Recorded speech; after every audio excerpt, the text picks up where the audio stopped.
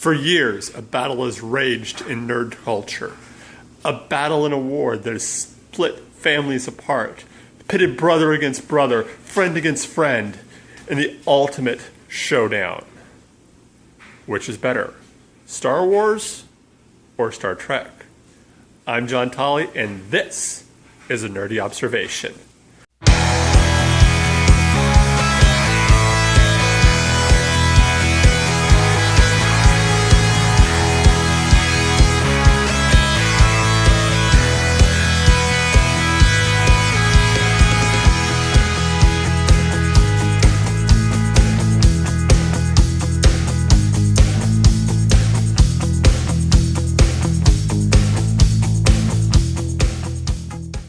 So, the battle between Star Wars and Star Trek has started since, 1977 when Star Wars first came out.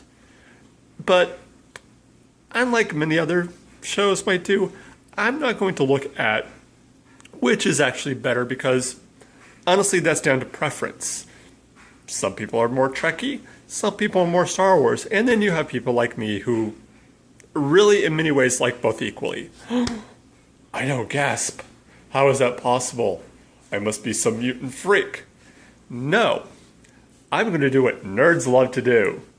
I'm going to look at who would win in a war. An actual battle between the Galactic Empire and the United Federation of Planets.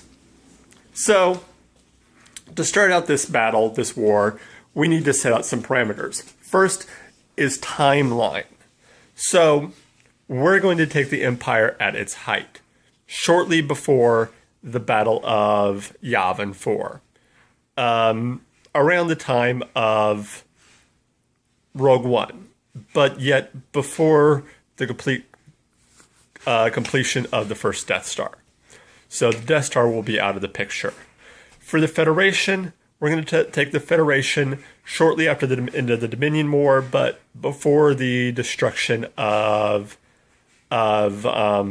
Romulus and the events that turned into the J.J. Abrams universe, the Kelvin universe as it's called. So there's the parameters. We're going to say that somehow the Empire finds a portal to the Star Trek universe and comes here. So first, let's look at the strength and weaknesses of both sides. First, the Empire. Strength, numbers. They basically be able to just overwhelm any force, really. So that's their biggest advantage would be just pure numbers they'd be able to send. Second is on the ground.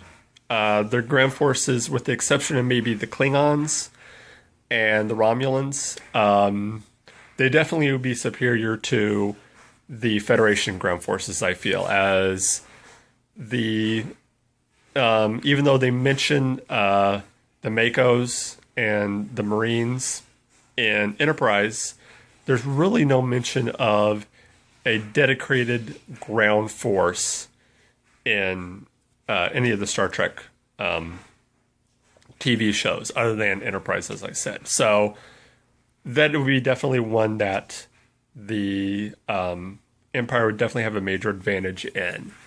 One place that the would not have an advantage is in travel. Now,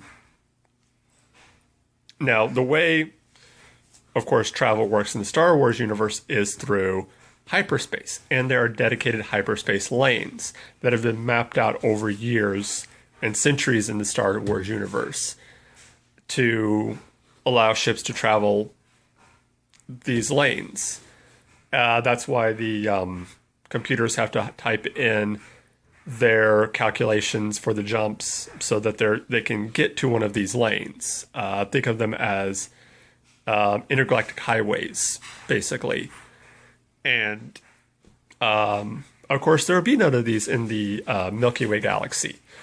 So traveling would be a lot harder, and they would need to get info on the space in that area so that they could basically start from scratch and map these areas. So I feel that would definitely hinder them a little bit and would probably even give the Federation and its allies time to dig in and form some sort of defense or something like that.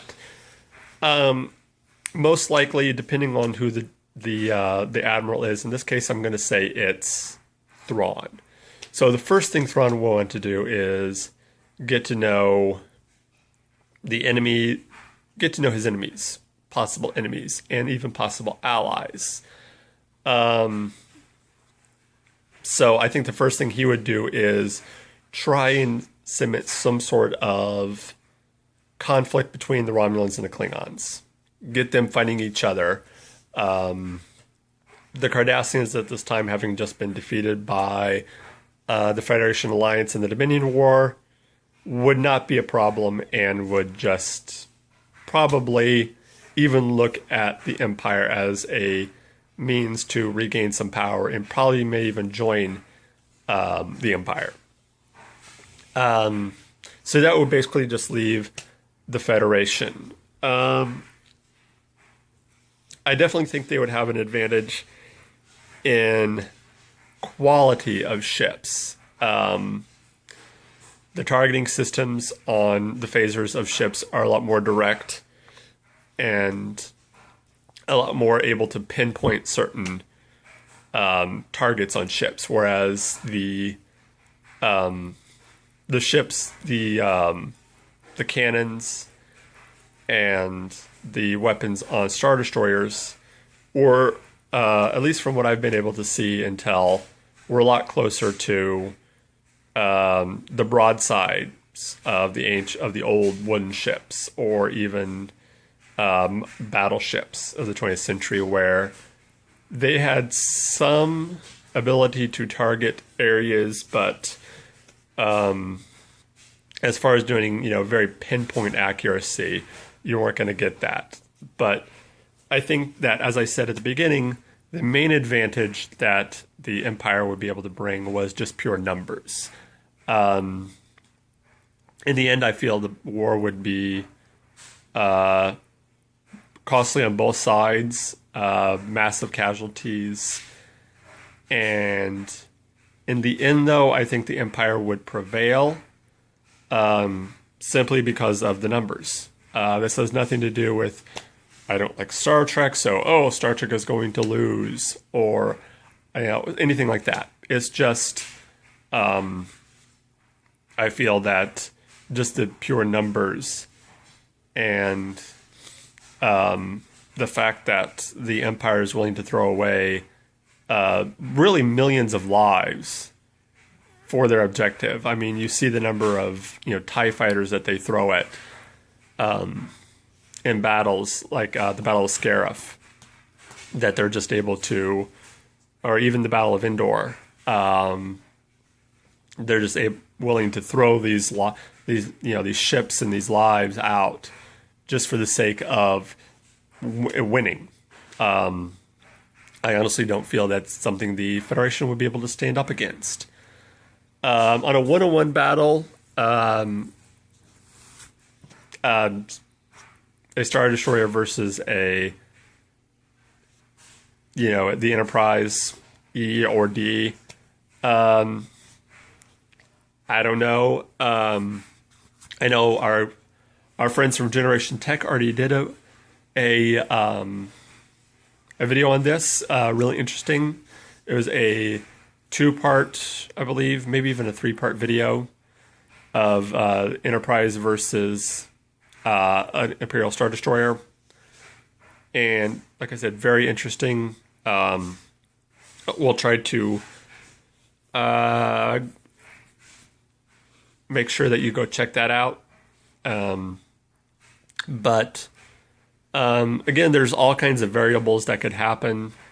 War is never straightforward, and really anything could happen. But I'm going to go with my gut feeling, which is a war that lasts 5 years, and ends in the defeat of the United Federation of Planets after a successful invasion of Earth in the last days of the war. The Federation is forced to surrender, and then, of course, a rebellion. Some sort of resistance probably starts, probably on Earth, and who knows what goes from there. But in closing, a war between the Federation and the Galactic Empire would end in the defeat of the United Federation of Planets, and that is my opinion. That's what I think. So, again, remember to like and subscribe. Check us out, all the other shows at Realm of the Mist, and don't forget, don't forget to like and subscribe down there. This has been Mark Tolly, and this has been another nerdy observation.